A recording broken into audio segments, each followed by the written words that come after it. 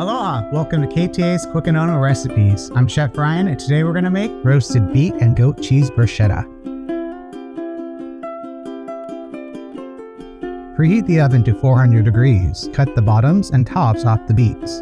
Place the beets in the center of a large square of heavy-duty tinfoil. Drizzle with 1 tablespoon of olive oil and season with salt and pepper. Wrap the foil together up and around the beets. Place in the oven and roast for 50 to 60 minutes until the beets are easily pierced with a knife and soft in the center. Let the beets cool for a few minutes, remove the skin, and cut the beets into small cubes. In a bowl, combine the cut beets, balsamic vinegar, 1 tablespoon of olive oil, honey, mint, salt, and pepper. Toss together and set aside. Slice baguette on a diagonal about a 1/4 inch thick.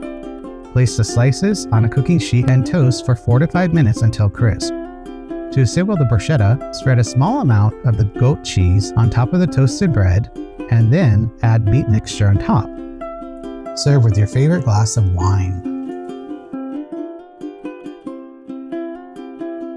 For this recipe and more, visit ktasuperstores.com/recipes.